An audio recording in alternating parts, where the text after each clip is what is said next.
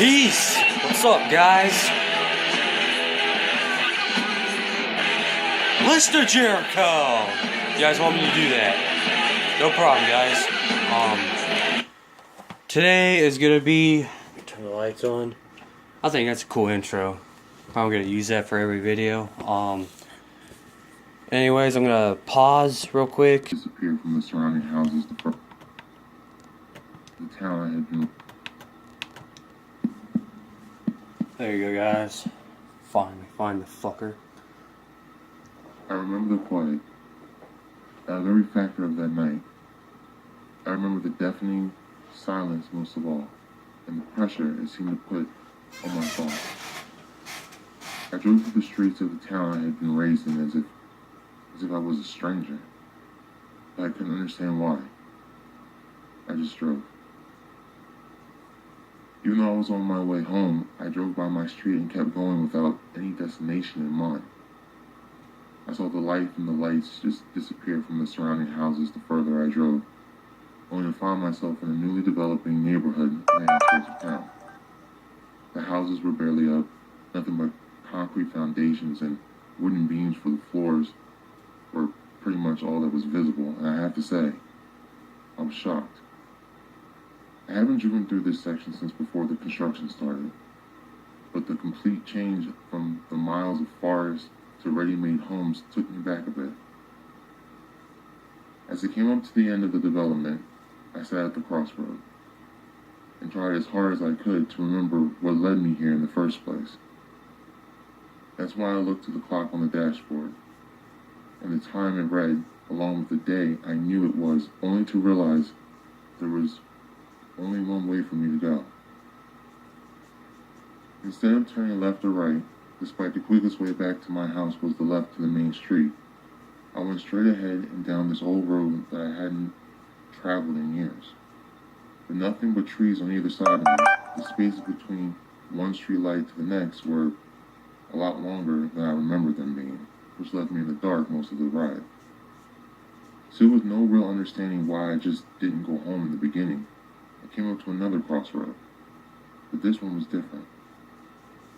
All three directions disappeared into the forest and no more streetlights were seen from the point where I was sitting. Something told me to turn around and go back towards the development, but right before I started to put the car in reverse, I saw him. Across from me, there was this little boy, about 7 or 8 maybe, just sitting on the side of the road. Thing was, he wasn't there a couple of seconds ago. At that moment, I should have just left. And having watched my share of horror movies, I still can't believe that I didn't. The only thoughts that ran through my head were, why this child would be out here so late, let alone by himself, and what if this was the reason why I was drawn back here in the beginning? Not heartless by any means, I pushed forward towards the child, only to find the closer I came to him, the more the boy looked like he had been in some sort of accident. Thing is, even as I pulled up beside him, his eyes focused down on the street, which led me to believe he was in shock. I called out to him, and still nothing. So I pulled over to the side of the road and got out. Only the second my door opened, so that he turned to face me, and I knew from his eyes that he was not only in shock, but completely traumatized. I wasn't sure how to approach the situation, so I put my hands up, smiled as non-threateningly as I could, and walked over to him. The boy just stared at me. Newlywed couple, Nathan and Heather, and they were traveling on Highway 1 to Northern Sorry, guys, California. for all They were this on their shit. way to their dream honeymoon in an ocean view, bed and breakfast, but they were about an hour and a half from their destination when heavy fog came down on them. This obviously slowed down the progress they were making. As it got darker, they drove by a girl standing at the side of the road with her thumb stretched out for a ride. Nathan drove right past her and said, "Good luck getting a ride on a night like this." Heather, however, felt really guilty and told Nathan to stop the car and go back. Nathan was arguing that, "We're already late. We can't go back. We're already late." "Please," said Heather. "She's all alone. We've got to give her a ride." So Nathan said, fine.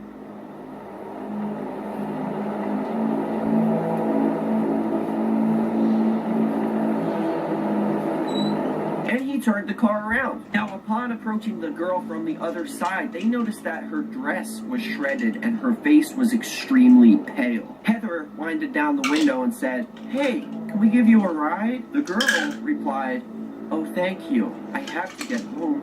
My parents are worried sick about me." Then Nathan said, "Where do you live?" The girl replied, "About 10 miles up the road. There's an intersection with an abandoned gas station. I live just across there. There's a white house with a rose garden. They will be waiting for me." The girl appeared to fall asleep in the back of the car, falling completely silent. About 15 minutes later, Heather spotted the gas station and said, "Hey, is this the gas station? Hey, is this it? Is this the gas station?" Nothing.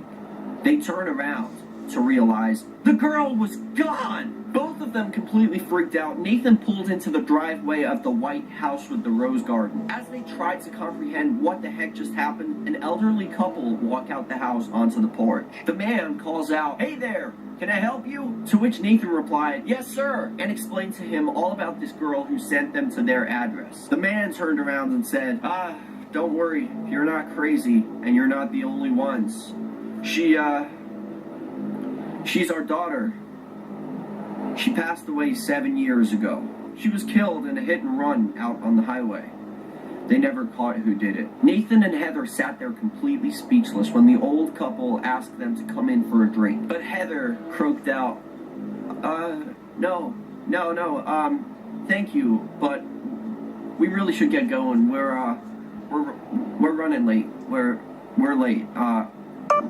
We're really sorry." After exchanging extremely uncomfortable goodbyes, Nathan and Heather drove out the driveway the same way they drove in silence. Woo! Really scary, huh, guys? Thank you guys so much for watching. If you enjoyed this video, hit that like button down below and let's see if we can go for 5 million likes on this video.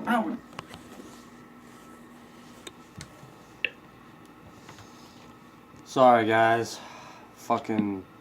Very sorry about this. Some of these urban legends and shit are hard as fuck to find the story of.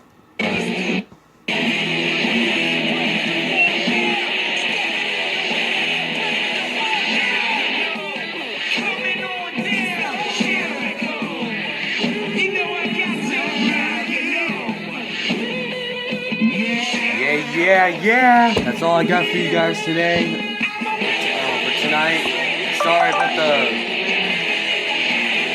halves of the other hitchhikers. Just fast forward them and go to the one to that guy that's telling the story. That's the real story of the vanishing hitchhiker. So that's all I got for you guys tonight. Please like and subscribe. Peace.